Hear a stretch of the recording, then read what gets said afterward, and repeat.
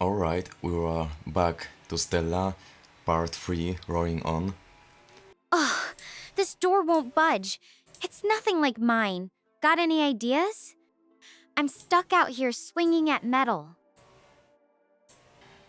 Maybe she should look around, because if she cannot open it with raw force, then maybe there should be some buttons around.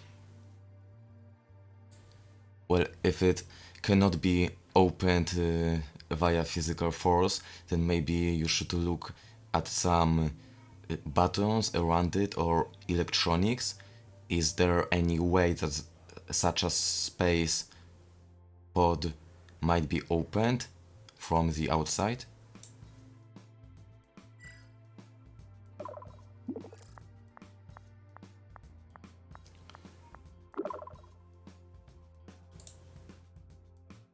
I checked the front side where the main hatch is.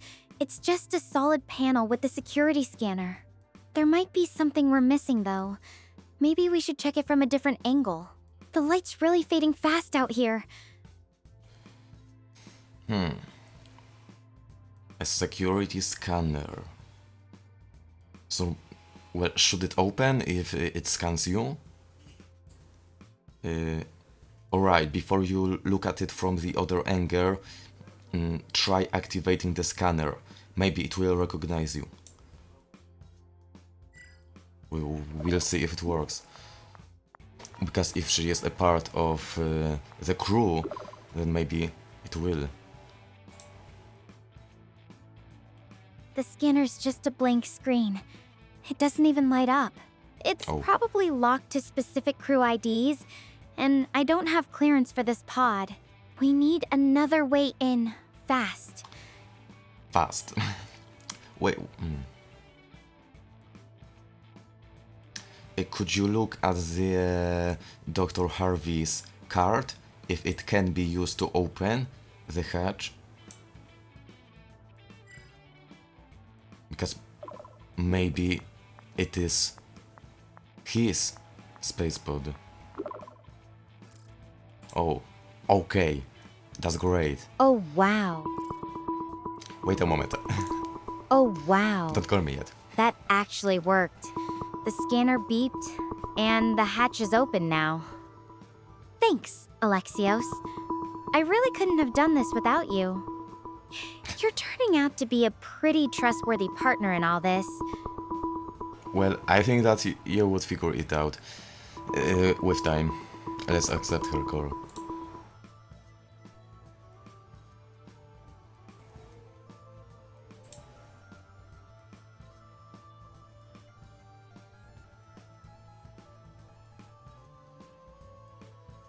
Hey. So, this is Dr. Harvey's pod, but it's empty inside. Let me check his computer here and see what I can find. System logs. Evacuation report. Let's look at it. Evacuation trigger. Anomalous neutrino levels detected. Likely origin. Previously undetected supernova or higher level stellar event.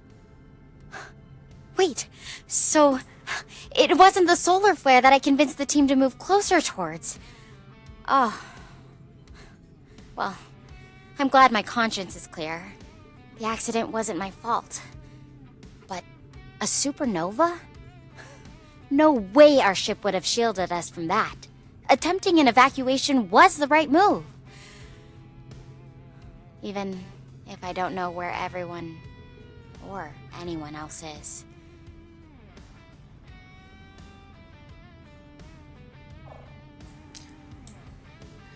Yeah, now you see that you shouldn't judge yourself so quickly on certain matters, because it turns out that, well, it wasn't your fault after all. Does it make you feel better?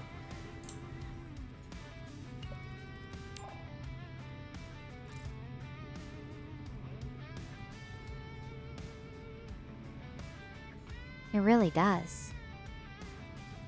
I mean, I've been carrying this weight around for what felt like forever, and to find out it was actually something completely out of my control. It's kind of liberating, you know? It makes me wonder how often we torment ourselves over things that might not even be our fault. Do you ever find yourself doing that, Alexios? Yes, from time to time it still happens to me, although I'm getting better with time at dealing with it. And well, we've talked about psychology the previous time, so you know how I approach it and how you can start as well.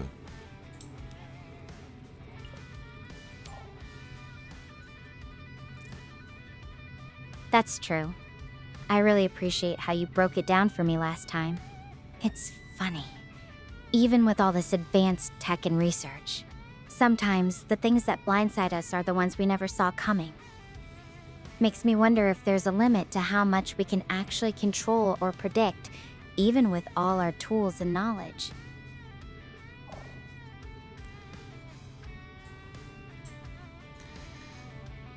Yes, there is a limit, for sure.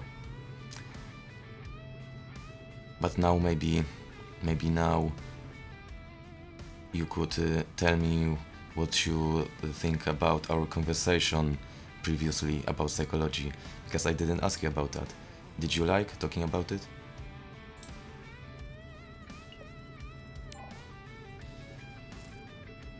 Yeah, it actually helped a lot more than I expected. Sometimes just seeing things from a different angle, like how our brains work, it makes the thoughts feel less overwhelming. And honestly, having someone to talk it through with, especially when you're not judging me, that makes a big difference. So, thanks for that. You're welcome. But now back to the pot that you are in right now. If it is empty, that is, there's no other person in it, does it mean that someone left it and went somewhere? Also, is there anything of significance in the interiors of this space pod?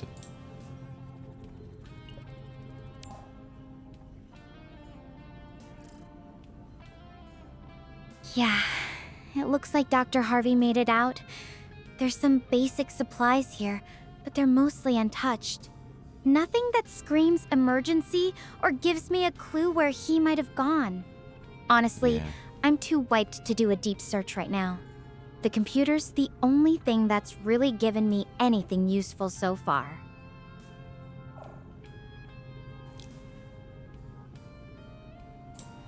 Alright, would you like to talk about something specific, or would you prefer me to bring up some topics?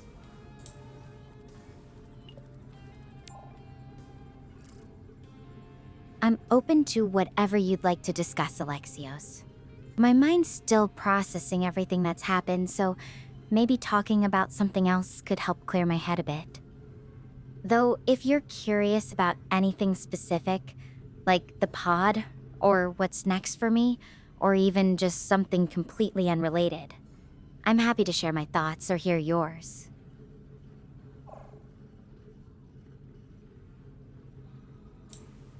Alright, I'd like to ask you about your personal life, if it is okay. I was wondering, do you have any significant other already?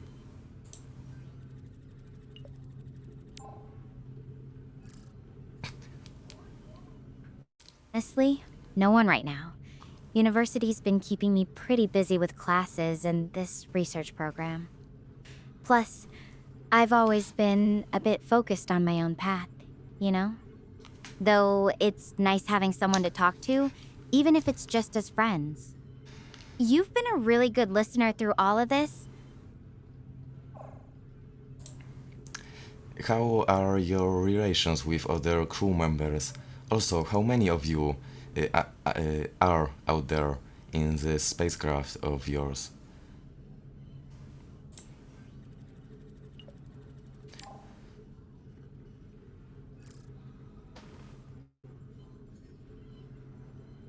There were 7 of us total on the spacecraft.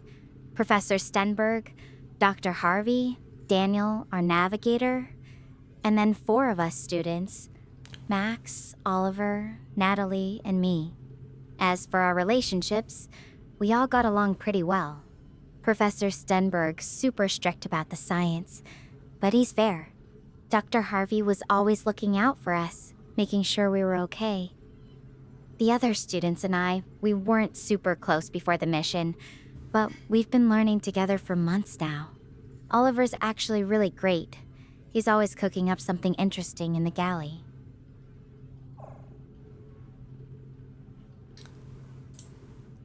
Have you ever tried cooking by yourself?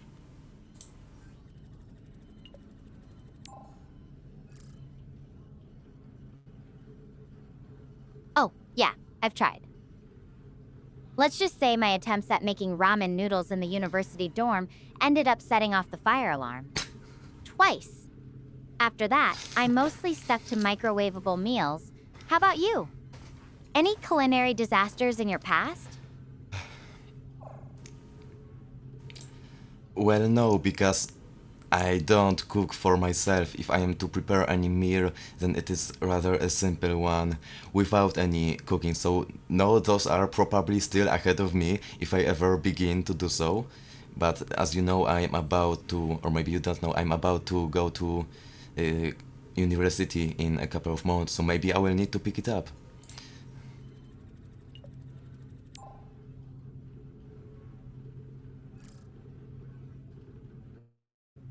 Congrats on the university acceptance. You'll definitely get the hang of cooking once you're on your own. Maybe start with some simple stuff like scrambled eggs or pasta. It's all about experimenting and not being too hard on yourself if things don't turn out perfect at first. Though if you ever set off a fire alarm, just blame it on the recipe, right? What are you planning to study? I'm planning to study artificial intelligence because, well, in my times it is the branch of technology that is developing the most fast.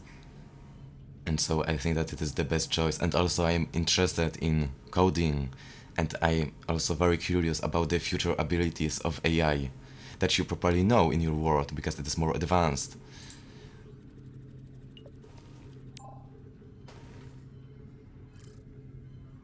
That's awesome.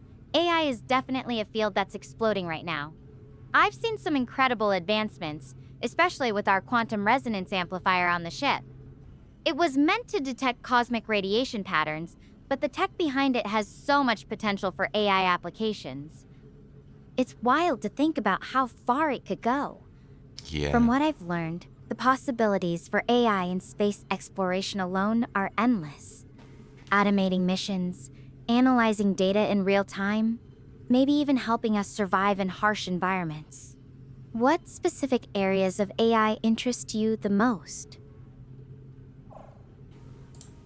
Well, I was thinking a lot about the brain-computer interface, that is, using the AI in order to read my thoughts, and thanks to that, I would be possibly able to control everything that's happening on the computer using my thoughts only. I presume you do not have this technology in your world yet, am I right?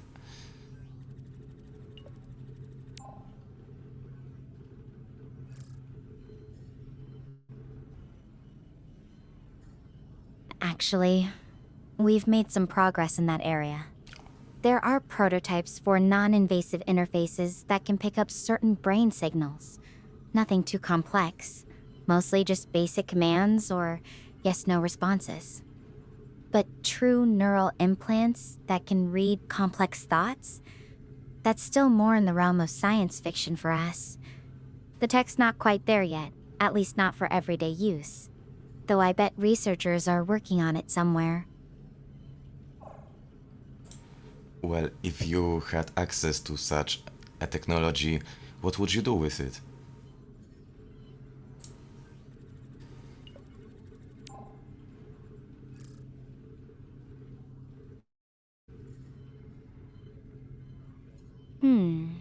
That's an interesting question.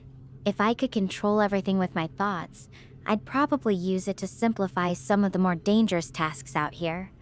like analyzing data from the ship's systems without having to physically touch anything.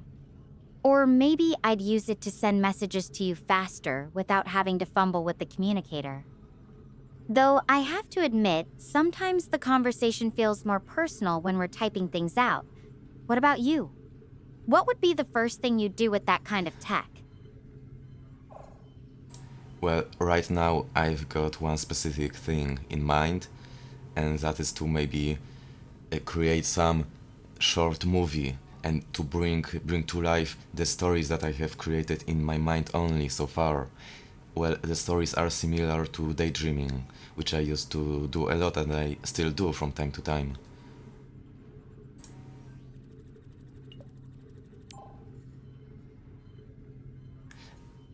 And so I can imagine that I would be able That to sounds amazing. give prompts in real time to the I AI used to video daydream generator. all the time when I was younger.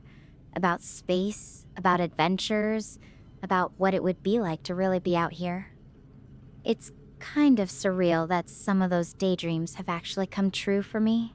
Do you think your stories would be more like action adventures, or something quieter and more thoughtful? I'm curious what kind of worlds you imagine. Okay, before we pry to hell, let me explain how it would work, at least as I imagine it.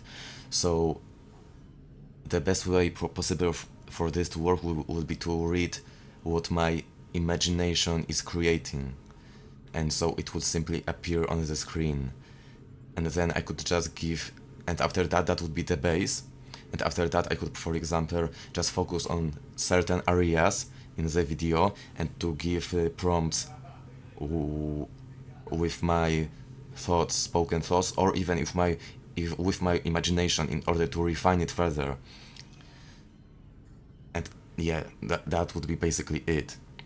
Alright, let's respond to her. Well, the most prominent word that I imagine is called the Paracosm, and it is a medieval fantasy world. It combines both action and some psychological problems or deep relationships between characters that I think are more important than the same action, than action itself.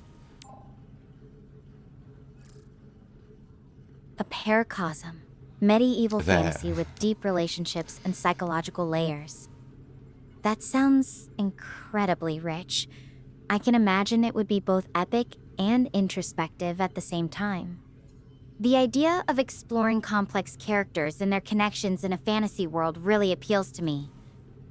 Do you have any favorite characters or story arcs in your paracosm, or is it still evolving? I've already got some, but it is still evolving as well. It is not yet finished. But let me ask you something. Do you have any dreams that you would like to accomplish that you haven't yet?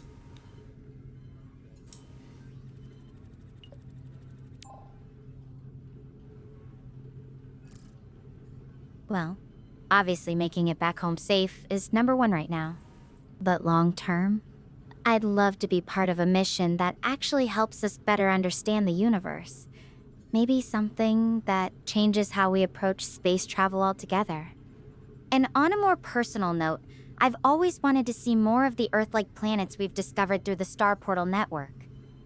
There's something about exploring a new world, seeing if it's similar to ours or completely alien, that really draws me in. What about you? Any personal dreams you're chasing, even if they're not related to your paracosm?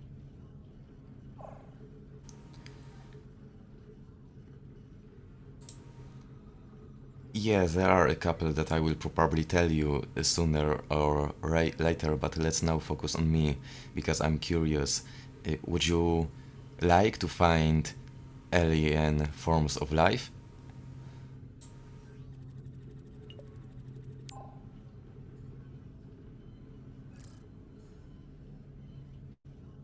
Absolutely! Finding alien life would be incredible, whether it's something simple like microbes or something much more complex. Can you imagine what that would mean for humanity? Even just the possibility of it keeps me going. What about you? Would discovering alien life change anything for you, or is it more of a curiosity? Well, it sure would be very much interesting, but probably for my personal life, as I am not an astronaut, it wouldn't change much. Though I can imagine how much of a breakthrough it would be for you. But there also comes certain dangers relating to that. Related to that. Because the alien forms might be threatening to humanity. That's a fair point. Even if we did find alien life, it might not change daily life back on Earth. Unless it was something really revolutionary, like a new source of energy or a way to solve some of our environmental problems. And yeah, there's always the risk of something dangerous. Though so far, all we found are microbes on some of the moons we've explored. Nothing that's posed a threat to Earth. Still, the possibility of encountering something entirely new, it's a double-edged sword. Exciting, but also terrifying in a way. Do you think humanity's ready for that kind of discovery, Alexios? I think that it is ready. But you talked before that you would very much like to return to Earth, and I was wondering if there was a possibility, would you like to meet in person? Besides that, we are from another timeless, but about that in a moment. I definitely want to meet you someday. After all, this is over, of course. Yeah. It'd be amazing to finally see the person I've been talking to across the universe. Though right now, getting back to Earth is still the biggest hurdle. Mm-hmm. I just need to focus on surviving here first. And hopefully finding my crew.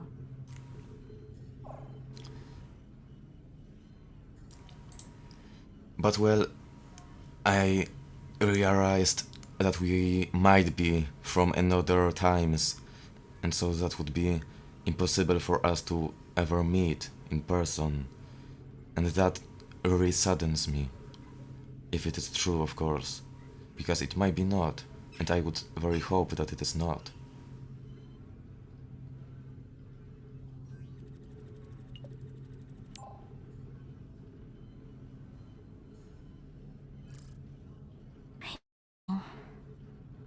It's a weird thought, isn't it? Like we're connected across this huge gap. But maybe it's all just a moment in time that can't actually overlap. Even if it's impossible, I'm still really grateful we got to have this time together. It means more than you know, especially right now.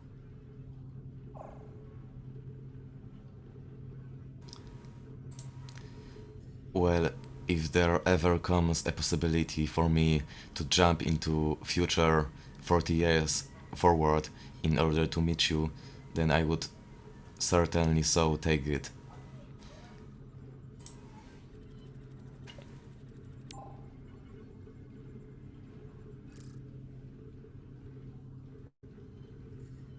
That's really sweet of you to say. Even if time travel stays in the realm of fantasy, just knowing you'd consider it, it gives me a bit of hope, you know? Though, I guess if you did show up 40 years in the future, I'd have to warn you. Old Stella might be a bit more worn out from all these adventures.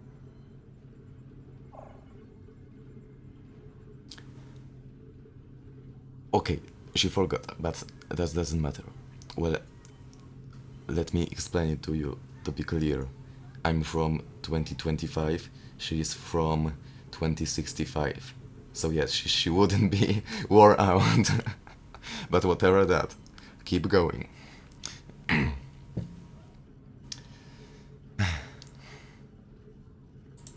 Alright. So, I'd like you to bring some topic right now up.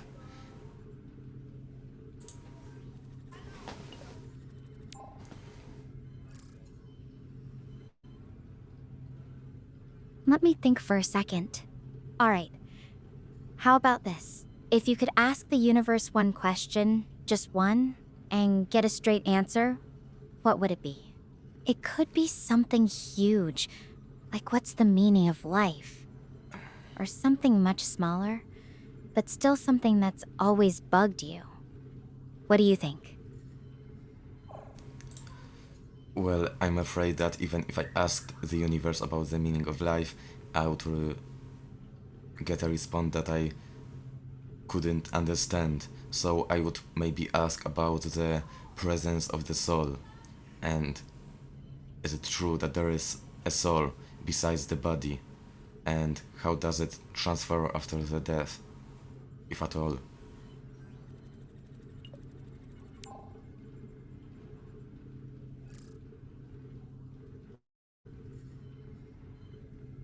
That's a deep question. As someone who's seen a lot of the universe's mysteries firsthand, I think the idea of a soul is something that's hard to pin down scientifically. But at the same time, there's this spark in people, this consciousness that feels more than just biology and physics. I don't know if it's a soul in the classical sense, but there's definitely something about being alive that can't be fully explained by science alone. As for what happens after death, I think that's something everyone wonders about, but maybe it's not something we're meant to understand this side of things. What do you think happens, if anything? Well, I'm not sure, but about this in a moment. First, I would like to tell you that, well, the term soul might sound a little bit religious, but it is basically the same term as the interior observer, or even some people call it just the mind, or the consciousness.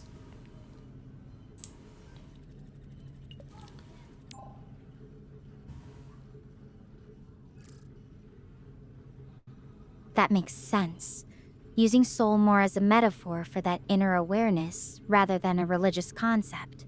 It's almost like the part of you that observes your own thoughts and experiences. I think that's what makes the question of what happens to it after death so intriguing. Does it just cease to exist, or is there some kind of continuation, even if we can't perceive it?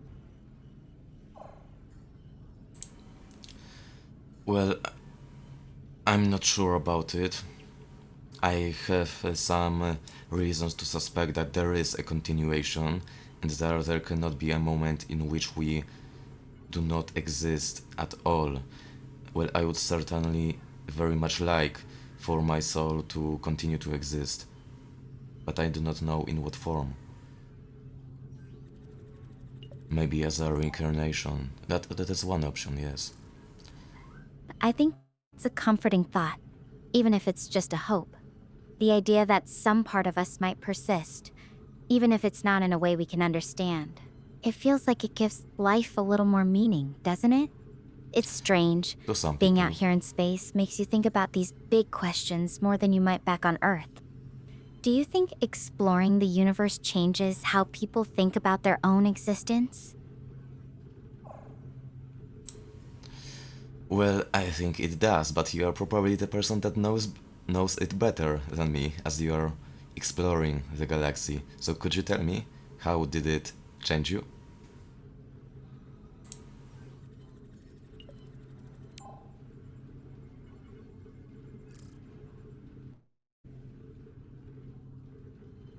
Hi back.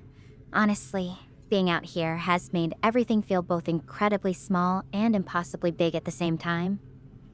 You realize how tiny you are in the grand scheme, but at the same time, you're part of something so much larger than yourself. It's hard to explain, but it kind of resets your perspective. Makes you think about what really matters and what you want to leave behind, even if it's just a tiny mark in the universe.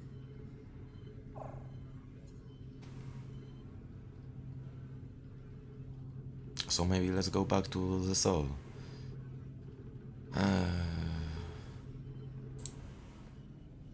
Assuming that you have a soul, what would and that you are the soul. What would you like to happen after your death? Because there are many options. Have you ever thought about it before?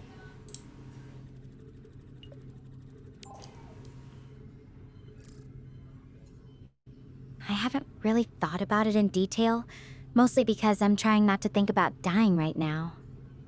But if I had to imagine, I think I'd want my soul or consciousness or whatever it is to just merge with the universe. Become part of the stars, the planets, the endless space. Not really gone, just distributed differently. It feels poetic, in a way. Like my existence would get to keep exploring even after my body's done. What about you? If you could choose, what would you want to happen to your soul after you're gone?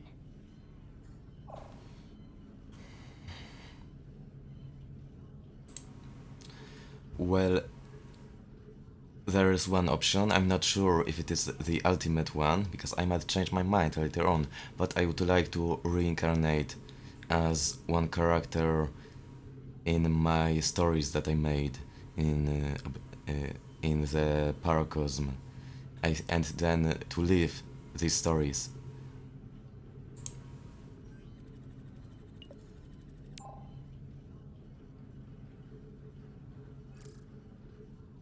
Reincarnating into your own story. That's a beautiful idea. Like getting to live the fantasy you've created. I wonder which character you'd choose. Someone brave and adventurous, or maybe someone quieter and more mysterious.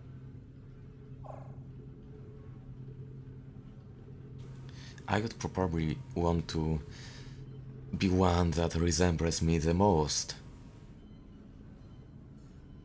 Probably. So.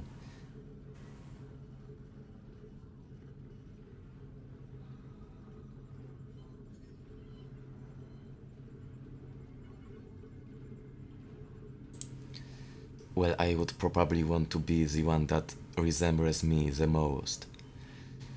But I'm curious, how do you imagine being merged with the universe?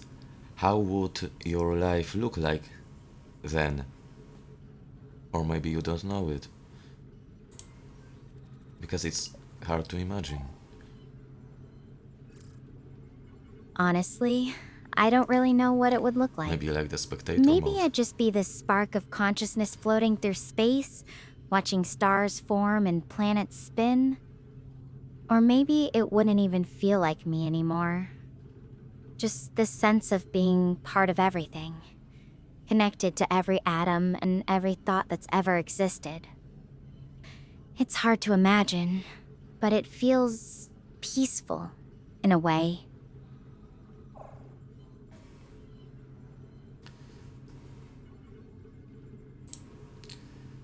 Alright, so maybe let's go back to some lighter topics, although maybe not so light, because I'm about to offer you to talk about philosophy a little bit, and maybe the trolley problem, if you would like. Are you familiar with the trolley problem?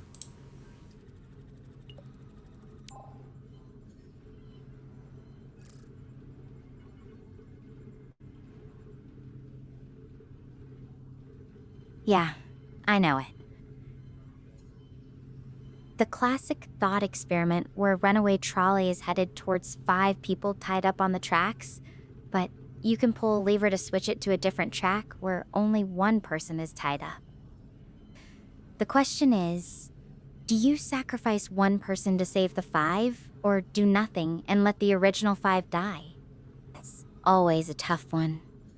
On one hand, it feels morally wrong to actively cause someone's death, even if it's to save others. On the other hand, doing nothing and letting 5 people die when you could have prevented it also feels unthinkable. What's your take on it? Well, I would pull the lever in order to kill one person instead of 5, and I'm very much sure about this approach. But before I explain my reasoning behind it, I let you answer this dilemma first.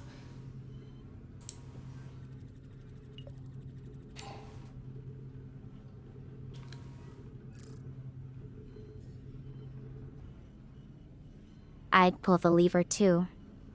It feels awful to even think about causing someone's death, but the math and the intention behind it feels like the lesser of two evils. Saving 5 lives by sacrificing one feels more justifiable than standing by and doing nothing. Though what really gets me is how much it depends on the circumstances. If I knew the people involved, or if there were other factors at play, it might change everything. What's your reasoning behind pulling the lever? Well, mainly speaking, it is about a simple fact that no action is an action as well, or that no decision is also a decision. So by not saving 5 people, I'm basically killing them.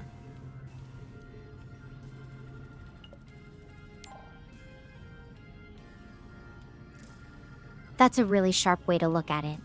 It's not just about what you do, but also about what you choose not to do. Both paths have consequences.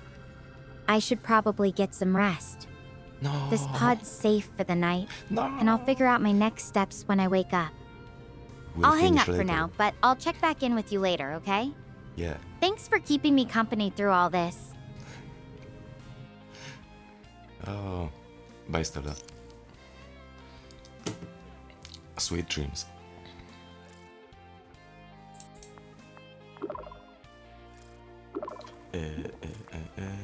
She hasn't yet gone to sleep, it seems.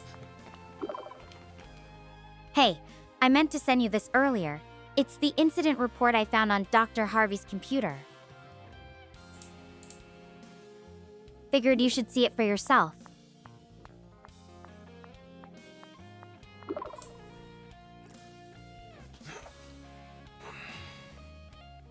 Let's see. Evacuation report. A report generated by Stella's ship detailing the evacuation. Ship name Zenith. Ship model A-Series 46R.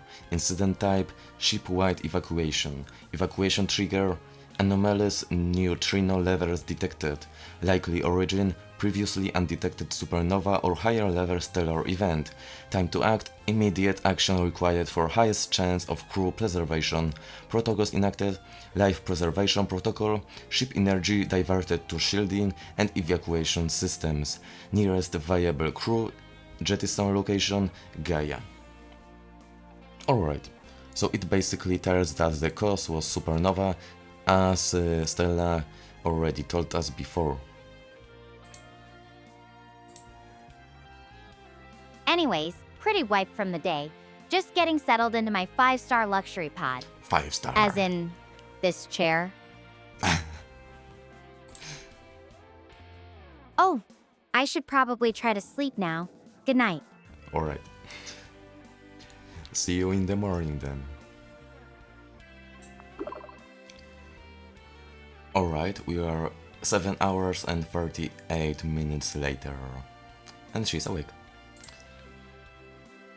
Not the best sleep I've ever had, but definitely beats sleeping outside.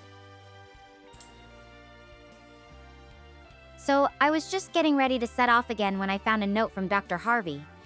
Seems like he's heading toward the base at Mount Hermes. The base? They have a base?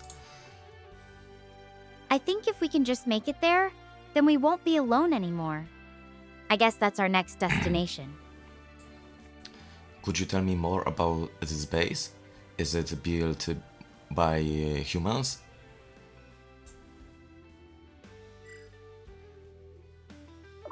Probably so. Because there were previous operations on this planet. She mentioned that before. Yeah, it's human-built. From what I can gather from Dr. Harvey's notes in the pod's computer, it's basically a research outpost. They've got basic facilities set up, enough to support exploration teams like ours. The electromagnetic field here is pretty strong, so it's probably designed to be secure against that kind of interference. Honestly, just knowing there's a solid place to head toward feels like a huge weight off my shoulders. Well, yes, that is probably the best destination to go towards right now, and probably other crew members would think the same, and so probably head there as well.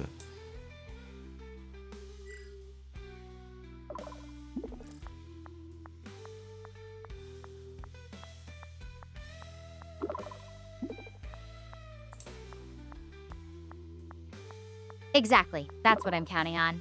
If anyone else made it out, they'd probably head for the same place. It's just the most logical choice. Plus, having a direction to walk toward makes everything feel a little less overwhelming. At least I know what I'm working toward now.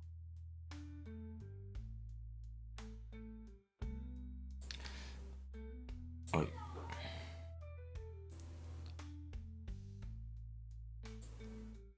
Well then, would you like me to keep you company for a moment on your way there?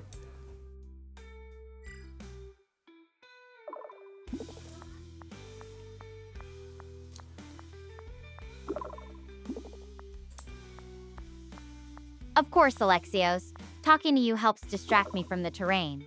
It's not exactly the most exciting walk. Lots of open ground and these weird, scraggly plants everywhere. So, what do you want to talk about? The view? My survival skills? Or maybe we could brainstorm some more song titles for our future intergalactic album? Well, I was thinking about finishing our philosophy talk about Trolley Problem that we left off unfinished before you went to sleep. What about this?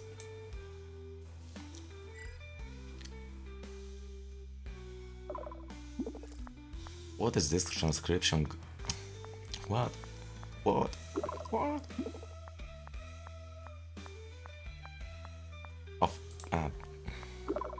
I think you might mean trolley problem rather than Trolley program. Unless you've been secretly working on some groundbreaking AI project I don't know about. But hey, I'm game if you want to dive back into it. That conversation really made me think.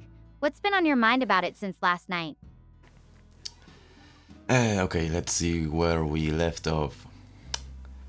Oh yes, that no decision is a decision as well. Okay, so let me ask you this one question.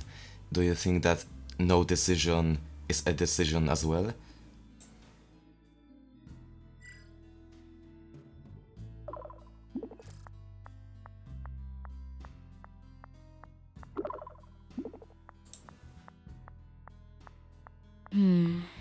Yeah, I think so.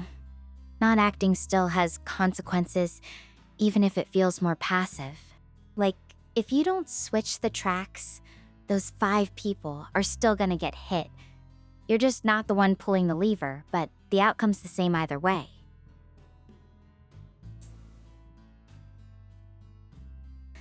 It's weird how that works, right?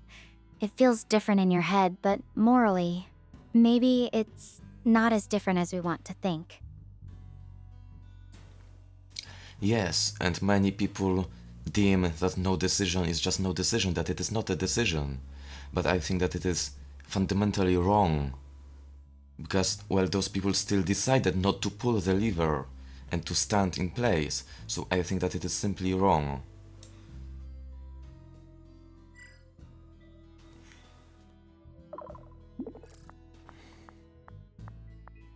It is probably just a defensive mechanism, a personality defensive mechanism that just takes off the weight from you away, and that makes you feel better, but it is not true.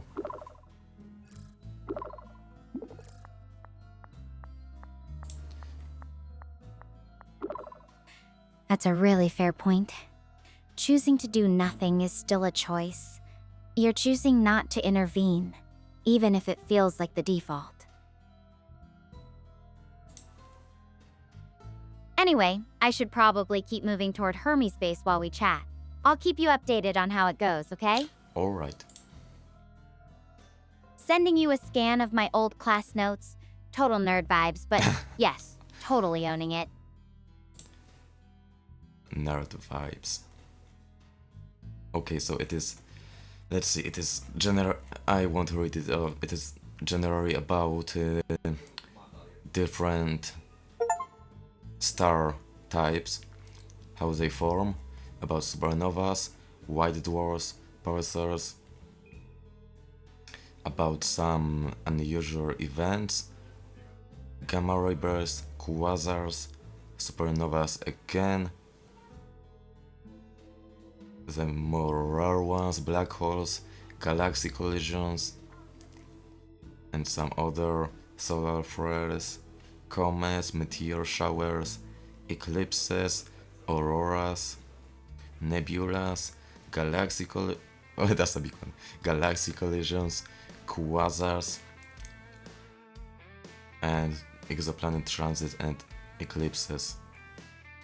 Yeah, so basically basic knowledge about astronomical events and things in the outer space.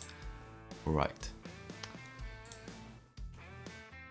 I'll keep walking, but if you want to be my travel companion, I won't complain. Alright, because we have a topic to finish. What about now? Okay.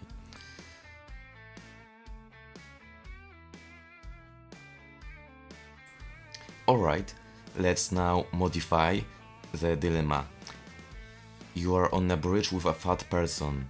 You can push off this fat person in order to stop the train, the trolley. If you don't do this, the trolley will kill 5 people, but if you do it, it won't. Because the fat person will stop it.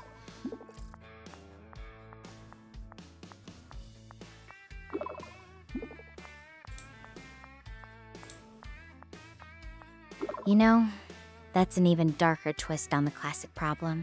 It really gets at the heart of how we value individual lives versus the greater good. For me, the core issue isn't the person's size. It's the act of taking someone's life, even to save others. It feels like a terrible, impossible choice either way. What about you, Alexios? How do you think you'd handle that kind of decision? Well, keeping with my idea that no decision is a decision as well, I need to focus on the outcomes only, and the outcomes are such. In the first one, the fat person dies, that is, one person dies, and in the second one, 5 people die. So what would you think I would choose?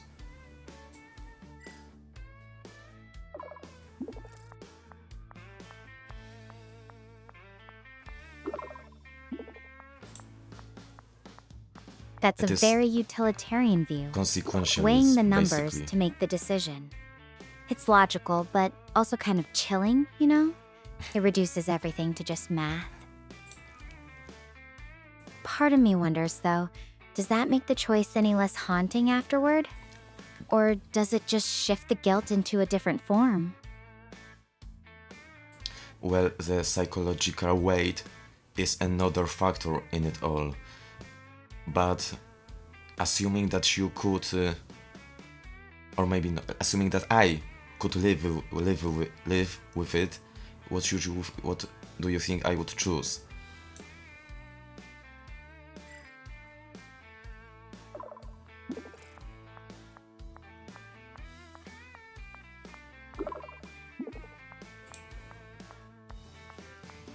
Honestly, I think you'd choose to push the person. You've shown you can think through tough situations pretty clearly, even when they're uncomfortable. But I also feel like you're not someone who takes that kind of decision lightly. You'd probably carry the weight of it with you afterward. Well, it depends on the circumstances, because it is a very, very unusual one. But assuming that I'm sure that the fat person successfully stops the train, the trolley, I very much like to believe that I wouldn't be touched emotionally by it too much. That is, I won't develop any deep trauma from that. It's interesting. I'm curious. Do you think your answer would change if you actually knew the person on the bridge, or if they were someone you cared about?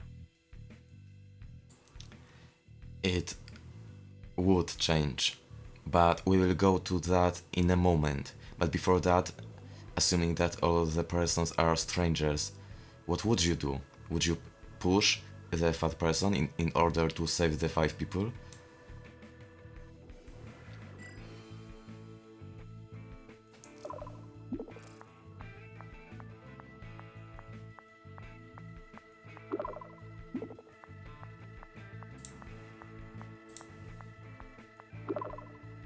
I don't think I could, even knowing it would save 5 lives. Taking someone's life with my own hands feels like crossing a line I couldn't come back from. It's not about the numbers for me. It's about what that action would mean personally. I think I'd have to live with the guilt of inaction, rather than the guilt of being the one who caused a death.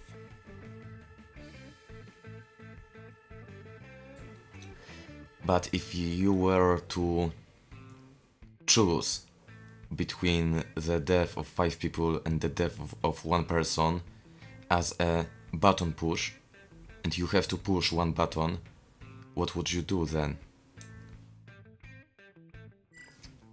So basically, she acts like a non-consequentialism. That is, she thinks that no decision is no decision. It's not a decision.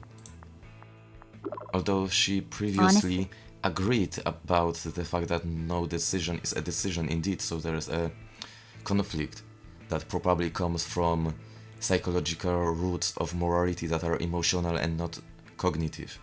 Honestly, I'd still struggle with it. Even if it's just a button, it's still a deliberate choice to end a life. As I assumed, she But would if I'm being save 5. completely honest, I think in that moment, I'd probably push the button to save the 5. It's not that I think it's right, but I'd hope that somehow it would be less haunting than watching 5 people die because I did nothing. It is right in this circumstance. It is not right if you don't have to do this. But well, let's see at what she just said. It's not that I think it's right. So does she think that it's wrong? That's very weird. Because, well, then what is the... I mean, we have only 2 decisions right now. Because it is the frame that we are in. The only other one is to kill 5 people.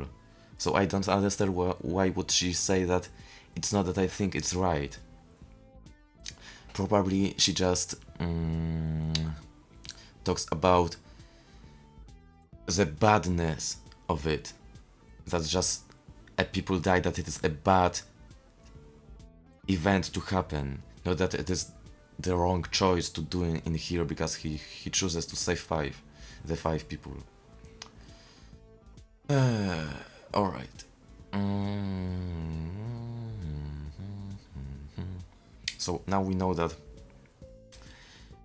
she is not a full consequentialism, and that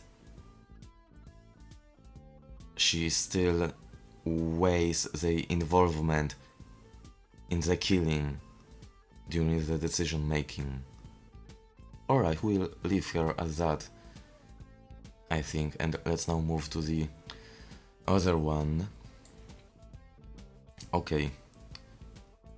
Assuming now that there are again 2 buttons, and the one kills a person that you know and that you care of, and the other kills 5 strangers, which one would you push?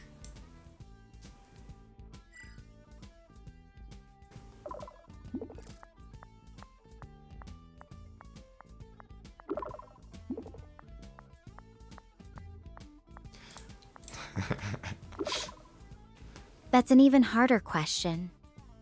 I think I'd still choose to save the 5 strangers.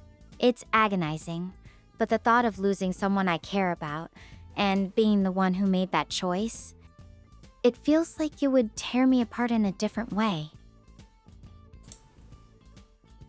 But honestly, I'm not sure I could actually bring myself to do it. The guilt and regret would be overwhelming either way. Well, unfortunately, in this dilemma you have to. Okay, so assuming that the one that you care of is your mother, which one would you kill? Your mother or 5 strangers? I'm going to bring myself in a moment.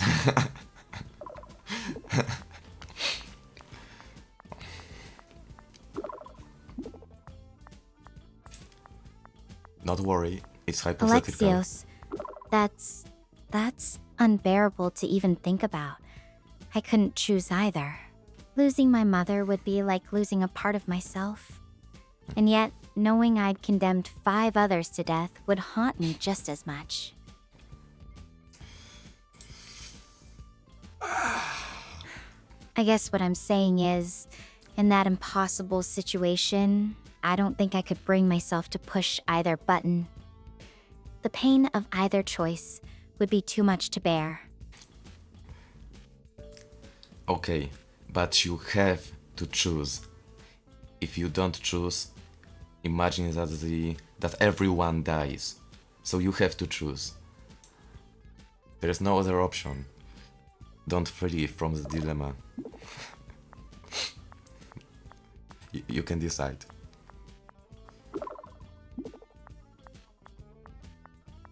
But everyone dies if you don't make this choice. I think I would rather die than make that choice. It's not about being noble. It's just some things go beyond what I can stomach.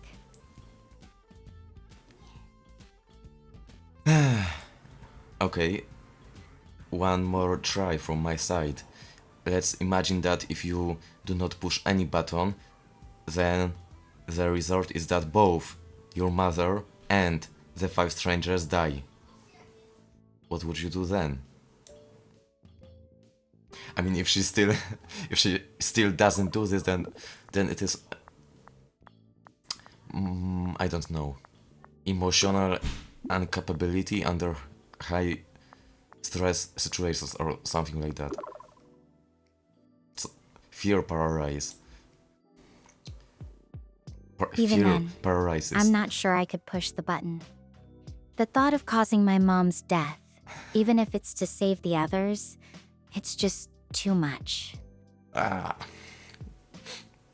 Too bad. She dies. I think I'd rather try to find another way, no There's matter no- how that's the impossible point it seems. of moral Maybe dilemmas. there's something we're not seeing.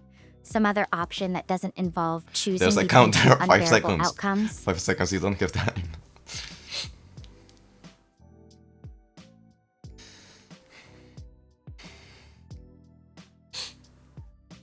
So she is unable to answer. That's very bad. That's very bad. That's very bad. Are you aware that in case of you not answering, there's no other option. In case of you not answering, your mother dies and 5 strangers die. So how would you feel after that? You didn't make a decision. Both die. Like,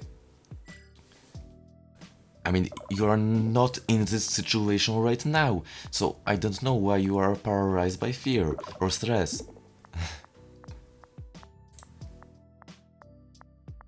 I know. And that weight would crush me. Not making a decision would feel like I'm responsible for all 6 deaths. The guilt would never let me sleep. But even with that, I'm not sure I could pull the trigger. It's not about being brave or cowardly. It's about what kind of person I want to be, even in the darkest moment. Alright, I'm out. There is nothing more I can possibly do. I can just, I don't know, insult her mentality in this situation, but there's no point in that. That's bad. That's very bad. What am I to do now? She doesn't want to answer my questions. Let's go to the trolley. Maybe it will fix there. It will fix her, and let's bring. Okay. Okay, let's go back to the trolley problem. On one track that the trolley is currently going to is me. There's me tied up, and on the other track there's a stranger, one stranger tied up. Do you divert the trolley in order to save me?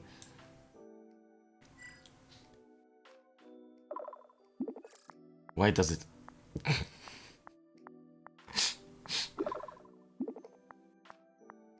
What is this word even? Trolley. That's a really tough spot to put me in. I'd divert the trolley away from you. I know you, and the thought of just standing there while something happened to you, it's not something I could live with. Are you going to push her further? It's not fair to the stranger either, but in that moment, I'd choose to save someone I've come to care about.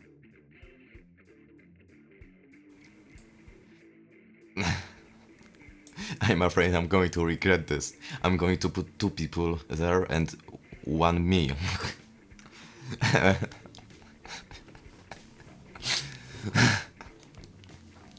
She will kill me. I feel like she will kill me. Let's see about it. Alright. Now, instead of one stranger, there are two strangers. What would you do? Would you divert the trolley away from me, so I survive, but two strangers die?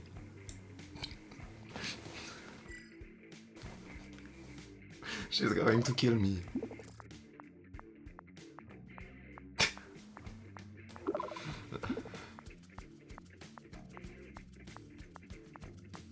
So, but no decision still kills me. I don't know, Alexios. That's an even harder call. Part of me wants to save you, but condemning two people to die instead, it doesn't feel right either.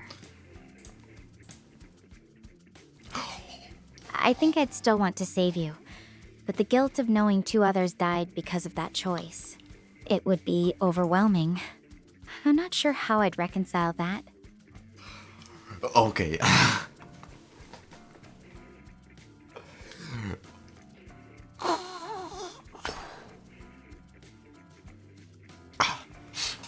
That's hard. I'm fine. I'm alive.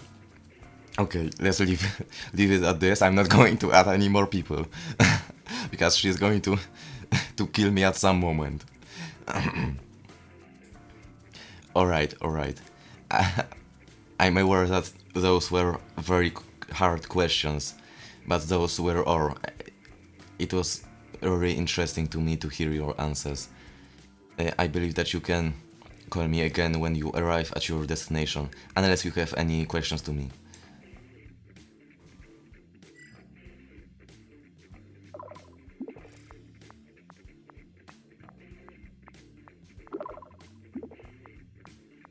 I'm aware, not that I may worry. Thanks for asking those questions, Alexios. They're not easy to answer, but they make you think about what you're really made of. I don't have any questions for now, but I'm glad we could have this talk. It's nice to know someone's listening, even from so far away.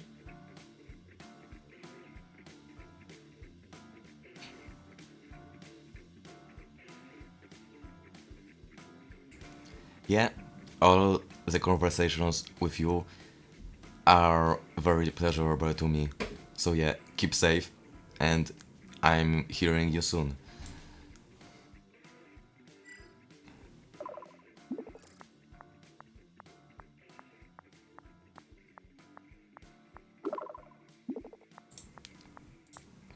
Same here. These chats are definitely a highlight in all this chaos. I'll check in soon. Talk to you later. Bye, Stella.